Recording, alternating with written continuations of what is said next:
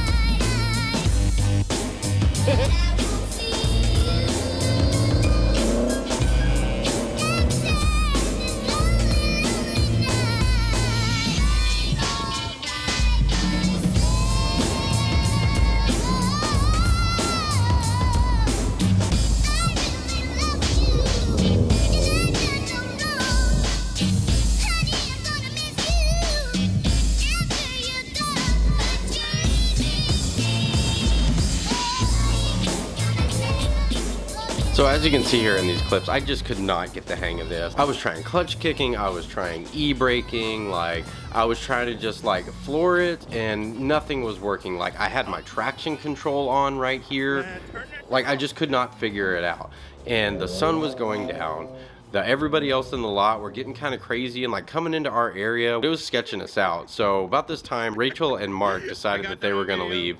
So I told myself I'm just gonna get one good sit and spin, and sure enough I did. Like I did it perfectly, e-brake entry, and just hit it to rev limiter, just wah ba ba wah ba wah ba ba ba ba, and you know, all-wheel drive things, center axis donuts, led to this next clip. So as you can hear right here, it doesn't sound too bad. Like it just sounds like typical WRX lifter tick. But then I go and I jump in the car, I'm looking at the access port, there's no find knock learn, there's no feedback knock, damn is still at 1. But as soon as I start to rev it, you can hear there's like a serious rattle. So, turns out I did EJ things to my FA. I spun a bearing. That's how bad I blew up my car. So, you know, center axis donuts, all-wheel drive things, hitting rev limiter. Smells like oil. Oil slosh, one side of the pan, starved the engine, spun a bearing. Done deal. Engine's toast.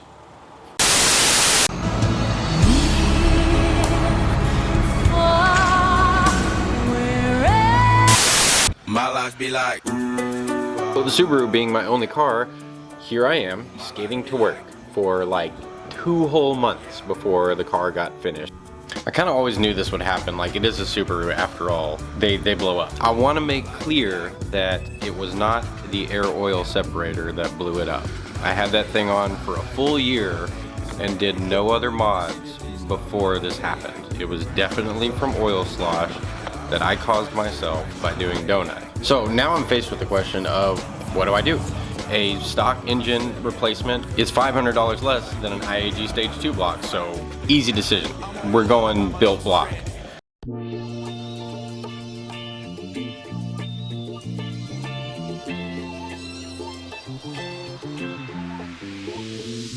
Part of the reason that it took like 2 months to get my engine rebuilt is because IAG was going through a backorder problem where they were having some shipping issues with the pistons coming in. It took like 2 months. I ended up calling them every single week to get an update on it, and the shop that I had put it in is an IAG certified installer.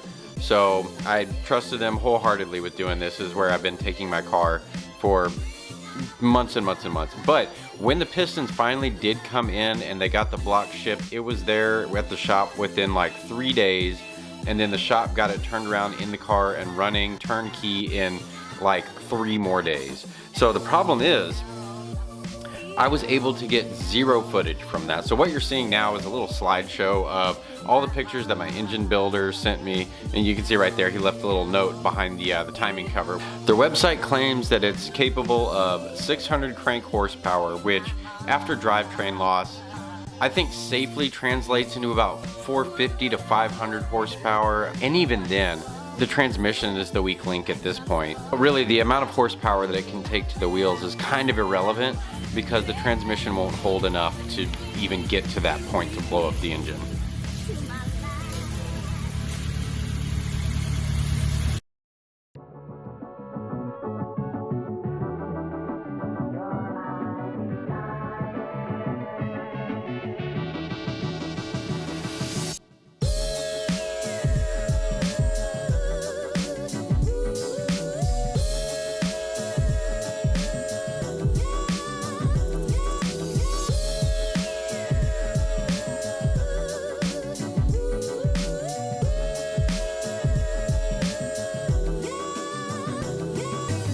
I got too much crap in my hands.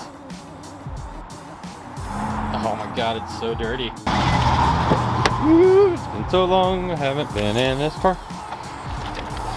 Oh man, I miss this car. I like the Toyota that I got now, but man, I miss this thing. I forgot to clutch. Ooh.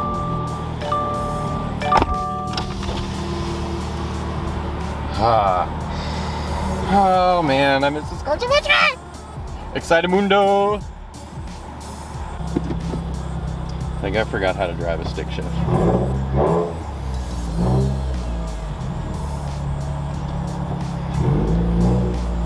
Oh, I'm so not used to having a backup camera anymore. The clutch is really good. I had him put an FX350 in this, and it feels fairly stock. It's super duper light. It's really odd from what I'm used to.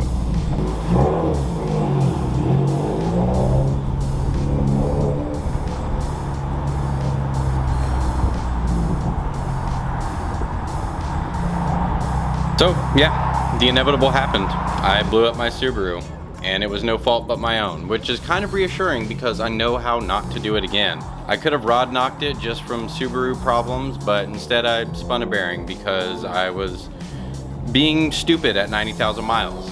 I was just crossing my fingers that I could get some kind of savings before it happened, but it just never happened, and I wish I could have made this video much more in-depth, but the engine builder at Auto Science just got the engine and it was in the car that afternoon. I was stuck at work at my day job, so there was just nothing we can do, and sometimes that's just the cards you're dealt. I mean, you've got to work with what you got. So now we just move on. I didn't get to make the super elaborate cinematic engine install video like you always see YouTubers make, but now we're just on to bigger and better things. You know, we can handle 500 horsepower, so obviously that's what we're gonna do. That's gonna be it for this video. Thanks for coming by. If you are a regular subscriber of the channel, I appreciate you. This is the time that you've all been waiting for. If you're a new subscriber, get ready, strap in. It's gonna get fun from here. And if you haven't subscribed, why don't you? Because now I've got a built block and I can do all the power and all the fast things. If you're any of the above, hit the like button.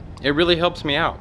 Also, make sure to turn on that notification bell because I don't make videos very consistently. I've got 2 jobs that take up 80% of my time, so I get to do YouTube 20% of that time, and I would rather that be the other way around. So if you haven't subscribed, hit the like button, turn on the notification bell. I'll see y'all in the next one.